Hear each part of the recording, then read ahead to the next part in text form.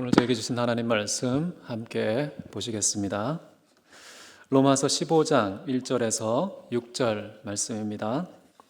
제가 말씀 읽어 드리도록 하겠습니다. 믿음이 강한 우리는 마땅히 믿음이 약한 자의 약점을 담당하고 자기를 기쁘게 하지 아니할 것이라. 우리 각 사람이 이웃을 기쁘게 하되 선을 이루고 덕을 세우도록 할지니라. 그리스도께서도 자기를 기쁘게 하지 아니하셨나니 기록된 바 주를 비방하는 자들의 비방이 내게 미쳤나이다 함과 같으니라. 무엇이든지 전에 기록된 바는 우리의 교훈을 위하여 기록된 것이니 우리로 하여금 인내로 또는 성경의 위로로 소망을 가지게 함이니라. 이제 인내와 위로의 하나님이 너희로 그리스도 예수를 본받아 서로 뜻이 같게 하여 주사 한 마음과 한 입으로 하나님 곧 우리 주 예수 그리스도의 아버지께 영광을 돌리게 하려 하노라. 아멘. 오늘 저는 여러분과 함께 기쁨의 본질이라는 제목으로 하나님 말씀 함께 나누기를 원합니다. 자, 지금 우리는 기독교의 진리에 입각한 예배의 본질과 내용을 설명하는 그 큰 문맥에서 이제 후반부로 접어들고 있습니다. 본문은 우리가 하나님께 합당한 예배를 드리기 위해서는 형제들의 연약함을 감당해야 된다. 자신이 아니라 타인의 기쁨을 추구해야 한다. 이 두 가지의 비결을 가르쳐주고 있습니다. 이는 타인을 기쁘게 하셨던 예수 그리스도의 본을 따르는 것인데요. 예수님은 과연 참된 예배자의 모범인 것 같습니다. 우리도 주님을 따라서 모든 형제들과 서로의 약점을 책임지면서 같은 마음과 같은 입술로 살아계신 하나님 아버지께 예배하는 그런 저희 모두가 되기를 주의 이름으로 축원합니다. 1절을 한번 보십시오. 믿음이 강한 자는 마땅히 믿음이 약한 자의 약점을 담당하고 자기를 기쁘게 하지 아니할 것이라. 여러분, 어떠한 분야든 세상은요 강한 자와 약한 자로 구성되어 있습니다. 로마 교회도 마찬가지였는데요. 그런 교회가 하나님께 온전한 예배자가 되기 위해서는 두 가지의 조건이 필요하다라고 말합니다. 첫 번째는 강한 자가 약한 자의 연약함을 담당해야 한다. 두 번째, 그 연약함을 감당하는 동안에 자기를 기쁘게 해서는 아니 된다라는 것입니다. 여러분, 연약한 자에게는 그 약함을 초래하는 원인들이 있습니다. 그 원인들을 스스로 제거할 수 없기 때문에 연약한 분들은 계속해서 연약한 것이지요. 자, 아무도 연약하길 원하지는 않습니다. 불가피한 사연이 없는 연약함도 없습니다. 그렇기 때문에 바울은 연약한 자들의 연약함을 스스로 해결하지 못하기 때문에 강한 자들이 담당해야 한다고 말합니다. 지난 시간에 우리는 14장에서 연약한 자들에 대해 비방하지 말고 멸시하지 말라라는 교훈을 나누었었는데요. 사도 바울은 이제 15장에서 그들의 연약함을 그냥 방관하지 않고 책임까지 져야 한다라고 얘기를 하고 있습니다.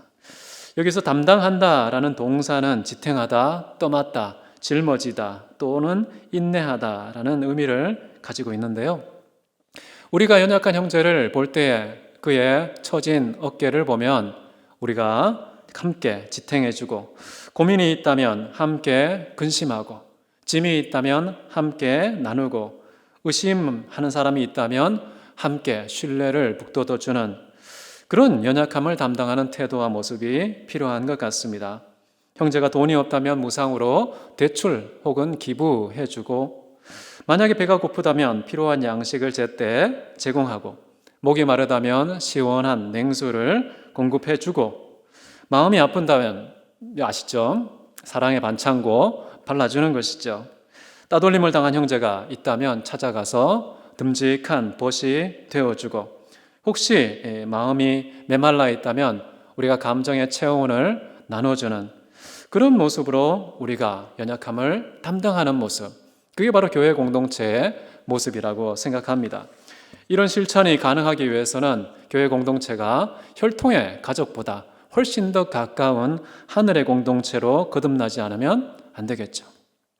이런 공동체의 참모습을 비추어주는 것은 어쩌면 이 세상의 빛과 소금의 역할을 감당해야 될 교회의 참된 사명이 아닌가 싶습니다. 제가 주목하고 싶은 것은요, 믿음이 강한 자가 연약한 자를 담당하는 것이 마땅한 일이다라고 표현하고 있다는 것입니다. 여기서 마땅하다라는 말은 빚을 갚아야 한다 또는 마땅히 행하여야 한다라는 말인데요. 경제적인 채무나 윤리적인 도리를 가리키는 말입니다.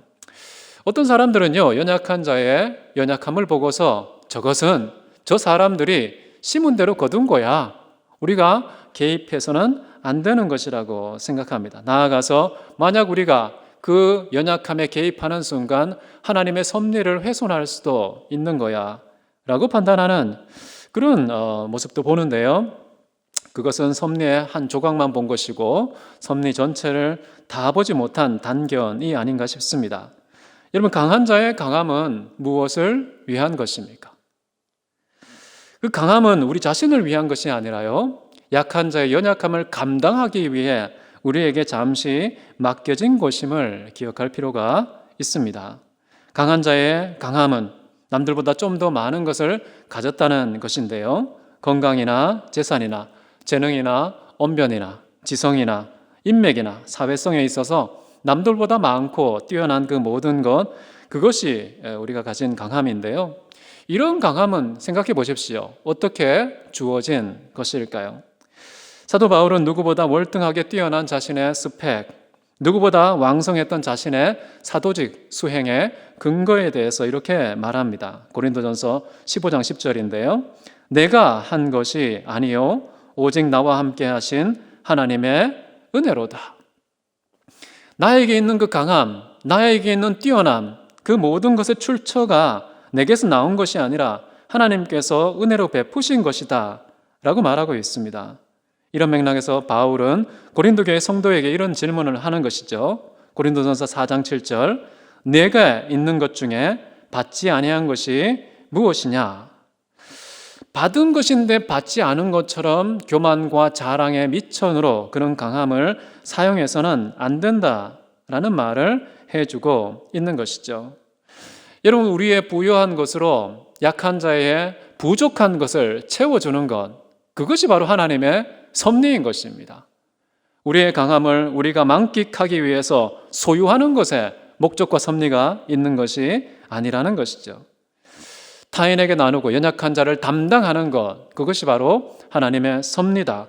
거역할 수 없고 거역해서도 안 되는 인생의 질서이기 때문에 우리는 이것을 다 받아들이는 것이 중요하다고 생각합니다.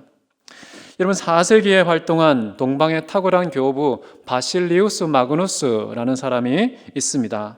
대공바실이라고 표현하는데요. 이분이 왕성하게 활동한 때에는요, 정말 끔찍한 흉년과 무서운 전염병 때문에 모든 사람이 고통을 겪는 그 시대였습니다. 그런 와중에도 귀족들은요, 타인의 빈곤을 이용해서 돈을 벌고 타인의 불행을 짓밟고 자신의 행복을 챙기는 그런 불의한 시대였습니다. 그때에 이 바실은 가난한 자들에게 자신의 모든 재산을 나누어 주면서 청지기의 사상에 대해 이렇게 설파하고 있는데요. 누가 탐욕스러운 사람인가? 충분함에 만족하지 못하는 사람이다. 누가 강도인가? 모든 사람에게 속한 것을 사적으로 취하는 사람이다. 관리를 하라고 너에게 주어진 것을 너의 소유물로 여긴다면 너는 탐욕스러운 사람과 강도가 되지 않겠는가? 너가 거머쥐고 있는 빵은 굶주린 이의 것이며 너가 옷장에 보관하고 있는 옷은 벌거벗은 사람의 소유이다. 너의 신발장에 썩어가는 신발은 맨발로 다니는 사람의 것이며 네가 금고에 숨긴 은은 빈곤한 사람의 소유이다 라고 아주 강하게 그 시대의 귀족들을 질타했던 그런 바실, 아름다운 교부의 금원이 아닌가 싶습니다. 그런데도 어떤 영역에서 유능한 자가 무능한 자에게 나누어야 한다. 자, 이런 윤리적인 도덕 때문에 그럼 유능하게 될 필요가 없겠네라는 의욕의 상실을 보이는 사람도 있습니다. 어차피 타인에게 돌아갈 것이라면 굳이 죽도록 고생해서 유능할 필요가 어디에 있겠는가? 여러분 들을 때 어떻습니까? 일리가 있는 저항이죠. 일리가 있다는 것은 우리가 그런 사고에 길들어져 있다는 것이고, 내게 유익이 안 되고 내가 더 많이 소유할 수 없다면 필요 없다라는 이런 사고가 의식의 골수에 박혀 있기 때문인데요. 자, 이런 사고는 세상 사람들이 다 죄인이기 때문에요, 아주 급속도로 온 세상에 퍼집니다. 그래서 잘못된 사상의 세계적인 보편화 현상은 순식간에 일어나는 것이죠. 이런 방식으로 착각은 인리 속으로 자신의 신체를 숨기게 되고, 그것을 모르는 사람들은 그 착각에 무비판적 노예로 전락하게 되는 것입니다. 이렇게 이기심이 세상을 지배하는 것이지요. 하지만 소유보다 나눔이 더 좋다는 이 본질적인 질서, 타락 이전의 상식, 그것을 믿는 우리들은요, 남에게 줄 것이 있기 위하여 일하고 동일한 목적을 위해 공부하는 것이죠. 여러분, 나는 내 것이 아닙니다. 사나 죽으나 주님의 것이지요. 이미 주님께 소유된 바 된 존재가 무언가를 더 소유하겠다고 바득바득 몸부림을 치는 것, 이게 과연 정상적인 인생의 모습인가? 그렇지 않다는 것입니다. 받는 것보다 주는 것을 더 원하시는 그 주님의 뜻대로 우리는 주는 자로 살아가기 위해 땀 흘리고 노력하는 그런 인생을 살아가는 것이죠. 저는 이것이 성도의 실상이라고 생각합니다. 이러한 나눔은 주님의 삶이었고, 또한 바울이 예수님을 따라 살았던 삶이었던 것입니다. 사도행전 20장 35절에 사도 바울은 이렇게 말합니다. 범사에 여러분께 모범을 보여준 바와 같이 수고하여 약한 사람들을 돕고, 또 주 예수께서 친히 말씀하신 바 주는 것이 받는 것보다 복이 있다 하심을 기억해야 할지니라. 나를 향하거나 위한 그런 수고가 아니라 약한 사람들을 돕기 위해 우리는 수고해야 한다. 사도 바울은 그런 삶을 치열하게 살아왔다라고 말하고 있는 것이죠. 여러분, 간접적이든지 직접적이든지 타인에게 유익을 주지 않는 일은 다 헛수고입니다. 그런 일들은 당장 중단하시기 바랍니다. 그런 쓸데없는 일들이 우리 인생의 생사를 파먹는 벌레와 같은 것이죠. 이렇게 우리는 주는 것이 받는 것보다 복되다, 내가 더 많이 소유하고 더 유능해지는 것 자체보다 그 유능함을 통해서 타인의 연약함을 담당하고 책임져주는 나눔이 훨씬 더 가치 있고 세상에 하나님께서 부여하신 하늘의 질서라는 사실을 믿고 이 땅의 무질서를 극복할 수 있는 저희가 되시면 좋겠습니다. 이것이 교회의 사명이고 이것이 세상에 줄 수 있는 선물이라고 생각하는 것이죠. 나아가서 사도 바울은요, 약한 자의 연약함을 감당하는 과정에서 강한 자가 자기를 기쁘게 해서는 안 된다라고 말합니다. 이 기쁘게 하다는 말은 만족하게 하다는 것일 수도 있겠는데요. 여러분, 기쁨과 만족의 방향이 굉장히 중요합니다. 지금 사도 바울은 자신을 향해서는 안 되고 타인을 향해야 된다는 것이죠. 여러분, 연약한 사람들은요, 도움을 받을 때에 정말 누구보다 이 신경의 촉이 예리해서 모든 것을 감지하고 있다는 사실을 알아야 됩니다. 단순히 나를 그냥 명분으로 걸고 강한 자들이 자기들의 만족감을 위해서 돕고 있지는 않은지, 이런 사실에 누구보다 강하게 감지하는 그 센서가 연약한 분들에게 있습니다. 강한 자의 신경은 뭉뚱하고 무뎌서 덜 느끼는 경향이 오히려 있는 것이죠.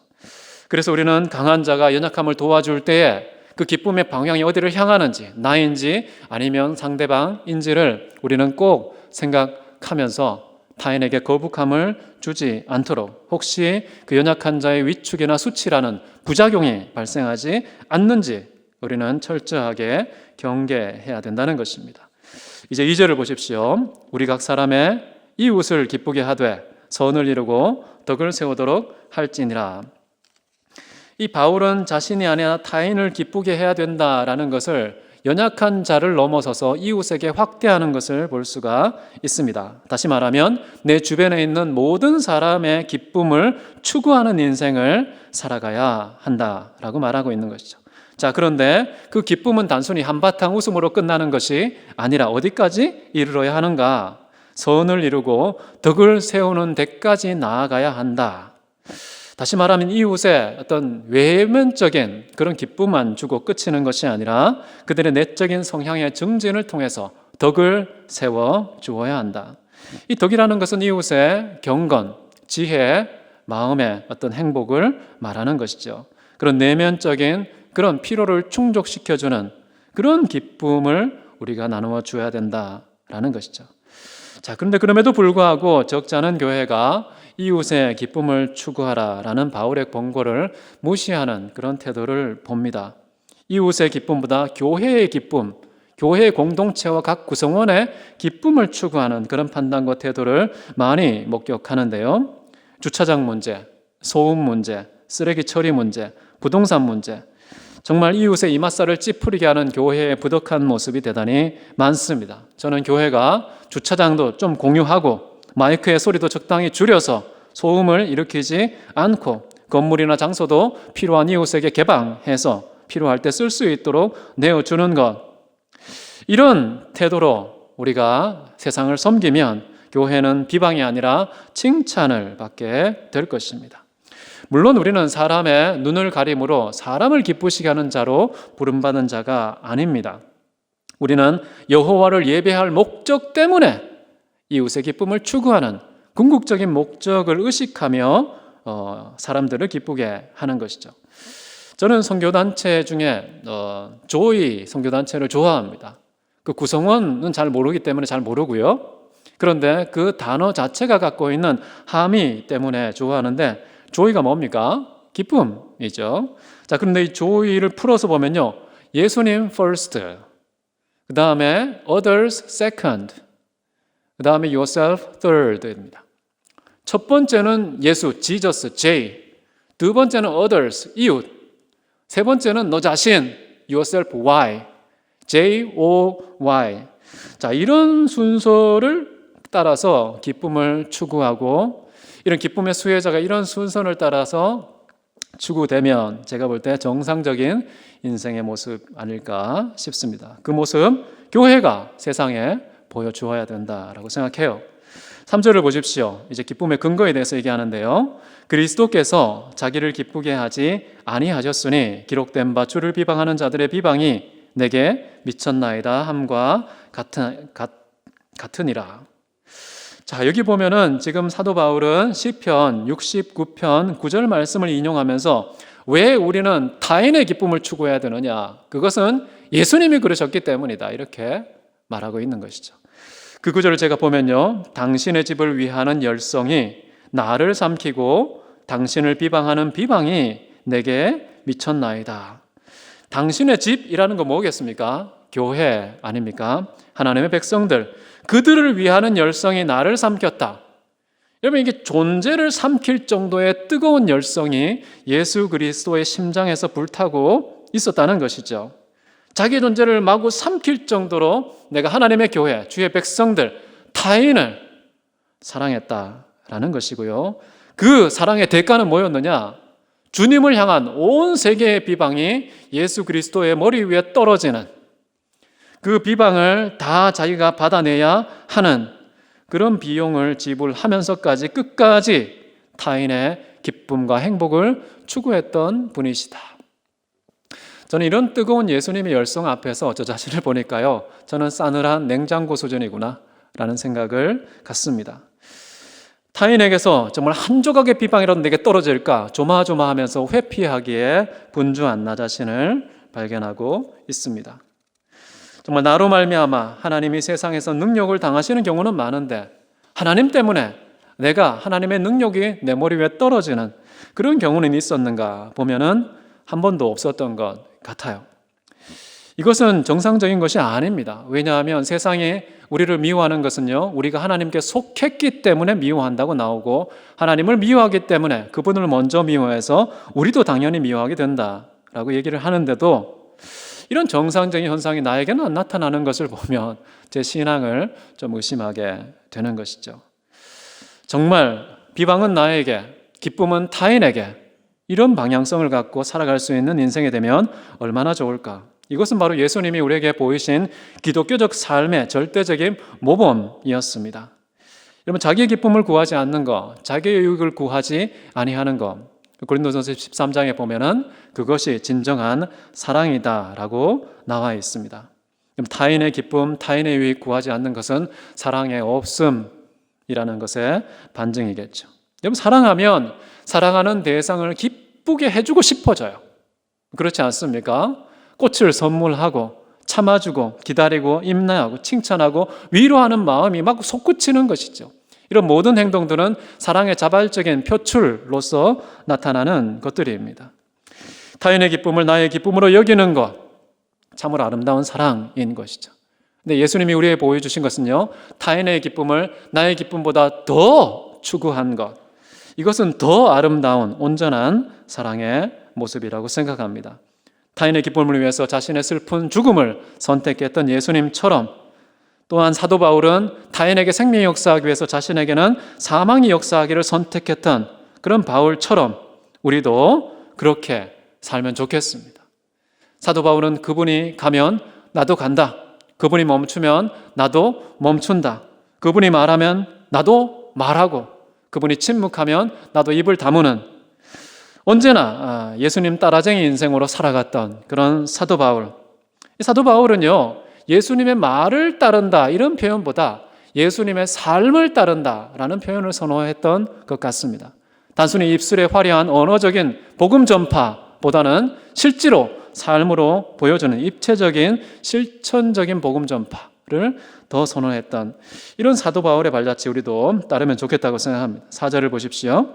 무엇이든지 전에 기록된 바는 우리의 교훈을 위하여 기록된 것이니 우리로 말미암아 인내로 또는 성경의 위로로 소망을 가지게 함이니라. 여러분, 성경에 보면은 하나님의 인내와 위로로 가득 차 있습니다. 성경 전체가 그리스도 예수를 가리켜 기록된 책이지요. 왜 기록되었는가? 말씀이 기록된 목적이 무엇인가? 교훈을 위함이다라고 여기에 나와 있는데요. 그 교훈의 핵심은 뭐겠습니까?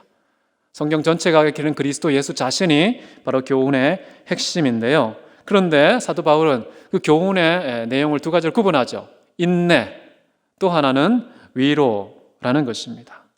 결국에는 이것을 통해서 소망을 갖게 하는 것이 목적이라고 말하는데요. 그럼 이렇게 정리할 수 있겠죠. 성경에는 예수님의 인내와 예수님의 위로로 가득한 기록이구나 라고 말해도 문제가 없을 것 같아요. 여러분, 예수님은 자신의 신성을 따라서 이 세상의 죄인들이 반역하고 거역하고 도전하는 것 길이 참으시는 분입니다. 나아가서 예수님은 자신의 인성을 따라서 점점 이 세상에 축적되는 그 죄의 무게를 자기의 어깨를 내어주며 짊어지고 길이 참으시는 그런 태도를 취한 분이라고 볼 수 있는 것입니다. 인성을 따라서 신성을 따라서 그렇게 도전도 참고 죄도 스스로 짊어지는 그 인내, 이런 모습을 통해서 우리도 어떻게 인내하며 위로의 삶을 살아야 할 것인지를 깨닫게 되는 것이죠. 성경 말씀 우리가 읽으면 읽을수록 예수님의 인내를 발견하고 끊임없이 우리도 참아가는 그런 인내의 주인공이 되면 좋겠습니다. 성경을 바르게 읽지 않으면 인내의 근육이 키워지지 않는 것 같아요. 어떻게 하면 인내를 키울까? 그냥 버티는 삶 속에서의 어떤 버티는 나에게 능력과 의지만이 아니라 하나님의 말씀을 읽으면 거기에 풍성한 하나님의 그 인내를 우리가 배우게 되고 그 인내가 우리의 미천이 되어서 든든하게 버틸 수 있는 그런 근거가 되는 것 같습니다. 사도 바울은 이렇게 얘기합니다. 우리의 노력과 의지가 아니라 하나님의 도우심이 필요하다는 차원에서요. 데살로니가 후서 3장 5절에 주께서 너희 마음을 인도하여 하나님의 사랑과 그리스도의 인내에 들어가게 하시기를 원하노라. 말씀이신 예수 그리스도의 인내, 기록된 말씀 속에서 우리는 그 인내 속으로 들어가야 비로소 우리는 견딜 수 있다는 것이죠. 아무리 맷집이 좋은 사람, 지구력이 튼튼한 사람도요, 하나님이 공급해 주시는 이 영원한 예수의 인내가 없으면 쉽게 무너질 수밖에 없다는 것입니다. 자, 그리고 인내의 유익에 대해서는 사도 바울이 이미 로마서 5장에서 언급한 것인데요. 이런 말이 나오죠. 인내는 연단은 소망을 이루는 줄 알미로다. 여러분, 인내는 연단을 줍니다. 분노를 다스리게 해주고요. 증오를 억제하고 절망을 희석하고 질투를 제거하고 교만을 차단하도록 우리의 영혼을 연단하는 것, 그것이 바로 인내인 것입니다. 참는다는 것이 단순히 속에 한만 쌓이는 것이 아니라는 것이죠. 상처만 점점 깊어지고 쓴뿌리가 가슴을 파고드는 그런 정도가 아니라 이것은 주님 안에서 믿음으로 맞이할 때에 우리의 영혼을 연단하고 자라게 하는, 그래서 결국 연단의 끝으로서 소망을 우리의 손아귀에 쥐어주는 그런 축복의 통로가 인내라는 그런 사실을 기억하면 좋겠습니다. 또한 성경에는 하나님이 우리를 향한 위로가 가득하다는 것, 그래서 우리는 성경을 읽을 때마다 하나님의 위로에 흠뻑 젖게 되는 것이죠. 이렇게 말씀은 우리에게 위로를 주는 것, 아마도 제가 볼 때 사도 바울의 이런 이해는 시편에 근거하지 않았는가 싶습니다. 시편 119편 50절에 이런 말씀이 있습니다. 이 말씀은 나의 고난 중에 위로라. 주의 말씀이 나를 살리셨기 때문이라. 온 세상이 나를 비방하는 고난 속에서도요, 우리가 죽지 않고 살아나는 비결이 있다면 이 시인의 고백처럼 우리에게 위로를 주시는 기록된 말씀 때문이다.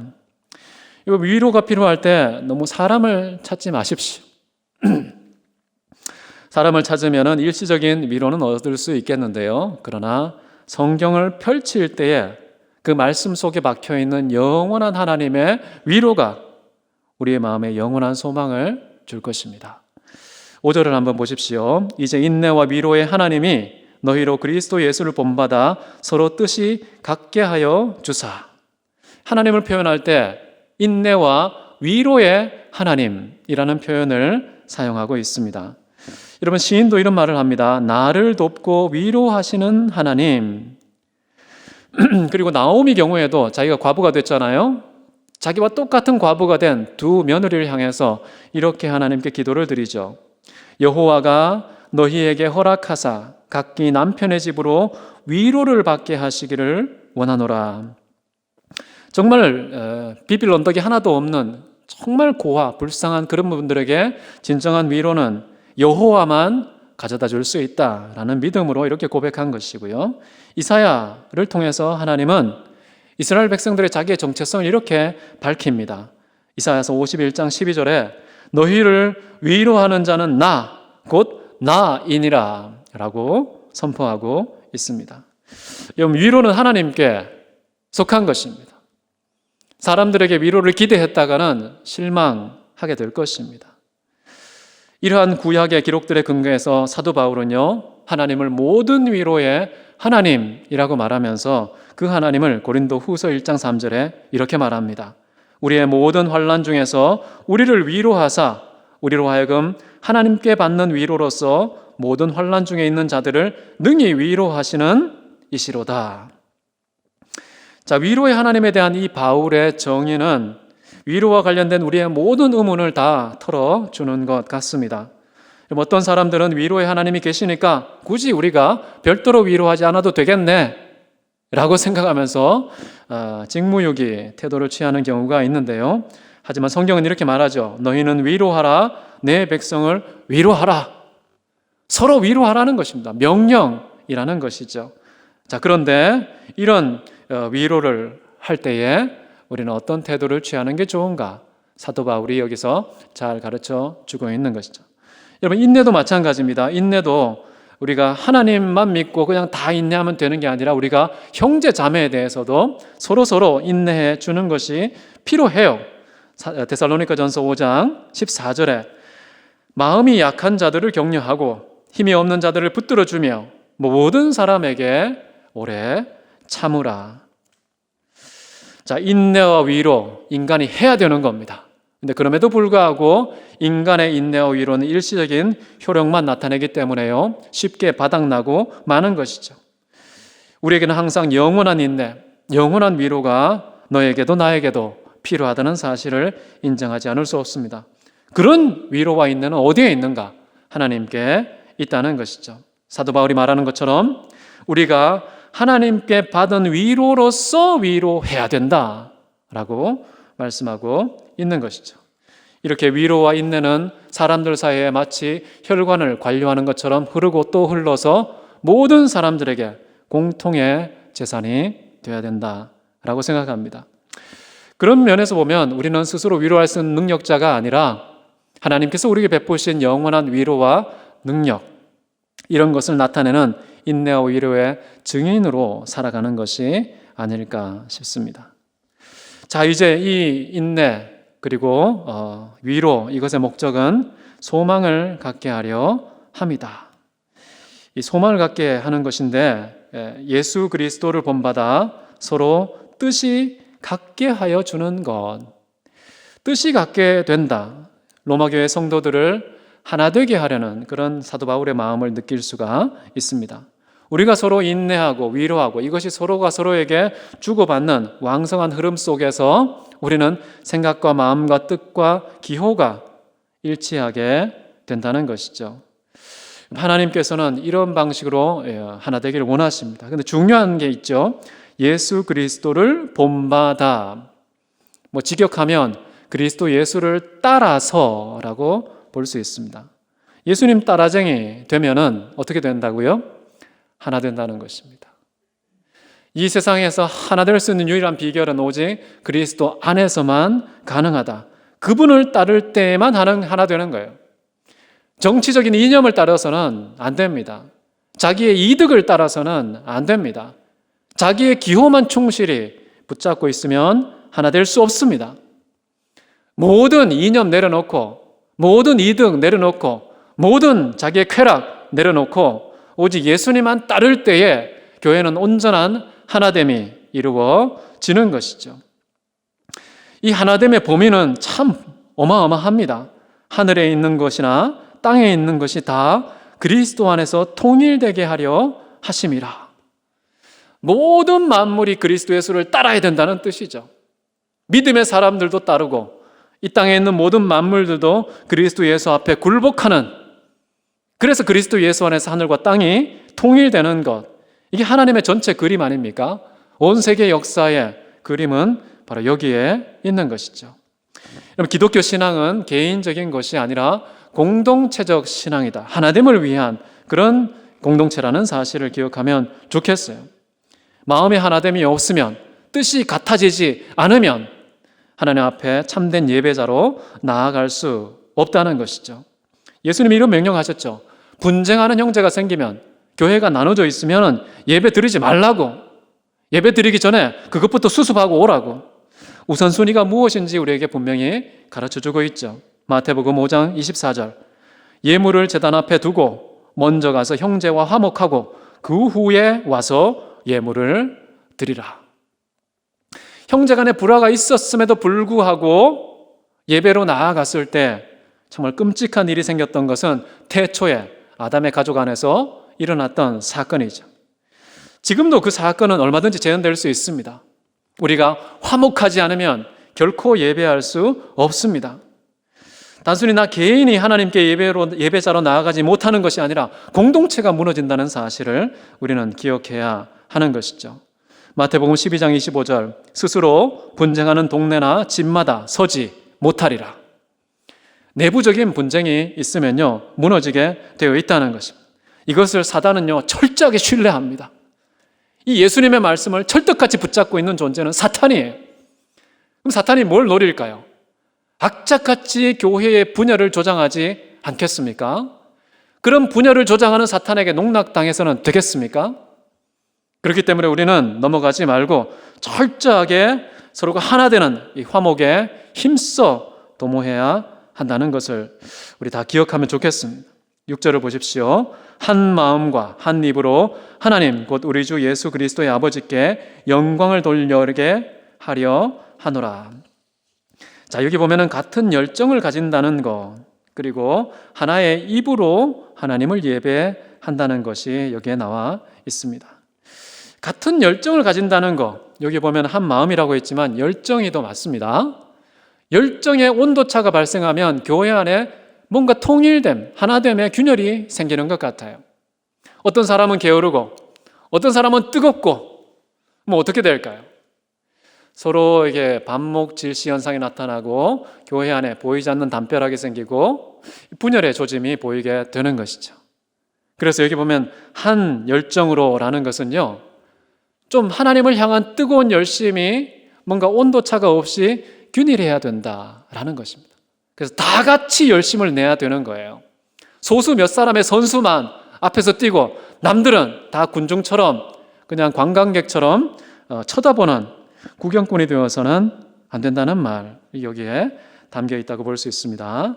그리고 온전한 예배는 하나의 입으로 드려야 한다라고 여기 나와 있죠. 입이 의미하는 것은 신앙 고백 혹은 언어를 가리킨다고 볼 수 있습니다. 인간이 바벨탑을 쌓아서 교만의 형벌로서 언어가 흩어지는 언어의 혼잡 현상이 발생했었죠. 태초에 있었던 일이라고 볼 수도 있습니다. 자, 그러나 하나님의 은혜로 말미암아서 오순절 성령께서 강림하셔서 어떤 현상이 생겼습니까? 각 나라 방언으로 하나님께서 많은 사람들에게 자기 목소리로 복음의 진리를 듣게 하는 역사가 일어났죠. 사도행전 2장 11절에 우리가 다 우리의 각 언어로 하나님의 큰일을 말함을 듣는도다. 하나님의 큰일은 언어의 흩어짐에 제한받지 않고 모든 민족, 각 나라 언어로 전파되는 현상이 나타나게 된 것이죠. 그래서 온 천하 모든 족속이 각 나라 언어로 하나님 앞에 한 목소리로 예배하는 그런 일들이 있는데요. 여러분, 이것은 구약 시편에도 잘 고백되어 있습니다. 22편 27절에 땅의 모든 끝이 여호와를 기억하고 돌아오며 모든 나라의 모든 족속이 주의 앞에 예배할 것이니라. 참으로 귀한 고백 같습니다. 모든 땅 끝이, 모든 나라가, 모든 족속이 주 앞에 예배하게 된다는 것. 시인도 이렇게 고백하고 있는데요.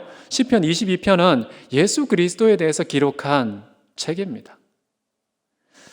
예수님께서 십자가에 달려 죽으시고 배신당하시는 그 모든 고통스러운 기록이 예언되어 있는 곳이 바로 시편 22편인데요. 자, 그런데 땅 끝에 있는 모든 족속과 방언과 언어가 다 모여서 하나님께 예배하게 된다는 이야기를 하는 것. 바로 예수 그리스도 안에서 마음이 같아지기 때문에 입술도 협조하게 되어서 모든 족속과 나라가 하나님께 같은 마음과 뜻으로 예배하게 된다라는 말입니다. 진정한 예배의 모습은 바로 이것이라는 거죠. 같은 마음, 같은 뜻, 같은 열정, 같은 입술을 가지고서 이 땅에 있는 모든 족속이 하나님께 예배하는 것, 이것이 바로 기독교다. 이것이 로마서 12장 첫째 절에 나와 있던 거 아닙니까? 우리의 몸을 하나님께 드려 하나님이 기뻐하고 선히 여기시는 그런 합당한 예배를 드리는 것, 그것에 이제 절정에 이르러서 지금 15장까지 온 겁니다. 이게 진짜 예배다. 이 예배를 위해서 우리는 어떻게 해야 된다고 나와 있습니까? 다시 한번 강조하자면요, 강한 자는 연약한 자의 약함을 담당해야 된다는 겁니다. 그럴 때 이상하게 하나됨이 이루어져요. 그리고 그때에 기쁨의 대상을 나로 설정하지 않고 그 방향을 밖으로 타인의 기쁨을 추구하는 그런 태도를 취하여야 한다는 것이죠. 이것은 예수님께서 우리에게 보여주신 삶의 본이었다. 그래서 예수님이 하시면 우리도 한다라는 차원에서 예수님을 본받는 내용이 되는 것입니다. 예수님의 삶은요, 이렇게도 볼 수 있습니다. 성경에 기록된 모든 말씀, 하나님의 계명들은 이 세상의 모든 섭리의 질서와 규칙을 우리에게 가르쳐주고 있지 않습니까? 그런데 그런 질서와 규칙의 완성된 형태는 말씀이신 예수 그리스도께서 이 땅에 오셔서 그분이 삶을 살아내면서 완성하신 형태라고 볼 수 있어요. 그렇다면 하나님께서 인간에게 기대하는 인생에게 거는 최고의 질서, 마땅히 그래야 되는 당위성 어디에 있느냐? 예수님의 삶에 있다는 것이고, 우리가 예수님의 삶을 따를 때 우리에게 구현된다는 것입니다. 내가 더 많은 것을 가지고 싶어하고 내가 더 기뻐하고 싶어하는 인간의 성정, 이것은 철저한 무질서이고 착각인데 모든 사람의 공감대를 얻고 보편적인 상식이 되어버렸습니다.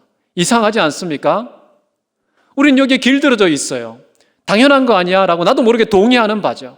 그러나 예수님이 이 땅에 오셔서 그거 틀린 거야, 그거는 무질서야, 그거는 왜곡된 것이야.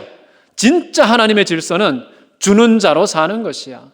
타인의 기쁨을 추구하는 자가 되는 것이야. 연약한 자를 내가 감당해 주는 것이야. 이게 질서라고 말하고 이게 세상을 향한 하나님의 섭리라고 가르치고 있는 것이죠. 교회는 그것을 보여주어야 된다는 겁니다. 제가 오늘 기쁨의 본질이라는 제목을 달았는데요. 성경이 정말 말하고 하나님께서 자기 백성에게 기대하는 바, 그것은 바로 타인의 기쁨을 추구하는 인생이라는 것입니다. 그러할 때 온 세상은 하나가 됩니다. 국경선이 없어지는 것이죠. 문화의 장벽이 깨어지는 것이죠. 모든 우리를 가로막았던 것을 다 허물고 땅끝까지 이르러 모든 족속이 하나 되어서 한 목소리로 하나님을 예배하게 하는 그 최고의 질서와 근거는 어디에 있느냐? 바로 예수님이 보여주신 자기를 기쁘시게 하지 않고 우리의 기쁨을 위해서 자기의 생명과 죽음을 선택하는, 기꺼이 죽을 수 있는 판단을 보이신 예수님의 삶. 자, 그런 태도가 근거라는 것입니다. 말씀을 정리하기 원합니다.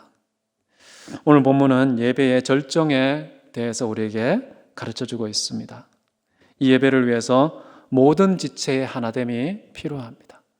하나 되기 위해서는요, 자기의 생각, 자기의 기호, 자기의 쾌락, 자기의 이득, 그것을 붙잡고 있는 한 결코 하나됨이 이루어질 수 없습니다. 그 움켜진 손을 펼쳐서 타인에게 나눠주고 베풀고 양보하고 희생하는 그런 예수님을 따를 때 그 예수님을 본받아 뜻이 같아지고 같은 열정과 같은 마음과 같은 입술로 하나님을 예배하게 된다. 과연 우리 대학교에서 그런 모습 볼 수 있을까요? 한국교회 어떤 곳에서 과연 이런 천국에 예배하는 모습 구현될 수 있을까요? 저는 기대합니다. 그리고 기도합니다. 함께 기도하면 좋겠습니다. 다 같이 기도하시겠습니다. 사랑이 많으신 하나님 아버지, 우리 이 세상의 질서가 뒤틀려 있음에도 불구하고 그것이 우리가 마땅히 따라야 되고 받아들여야 하는 규칙인 것처럼 착각한 우리 자신을 돌아봅니다. 예수님이 참된 질서고 하나님께서 창조하실 때 그 본래의 질서, 타락 이전에 모든 사람이 공유한 상식이었다는 사실을 기억하고 예수님의 삶을, 예수님의 모든 말씀을 우리 인생의 질서로, 삶의 규칙으로 수용하고 구현하는 저희 모두가 되게 하여 주옵소서. 존귀하신 예수 그리스도 이름으로 기도했습니다. 아멘.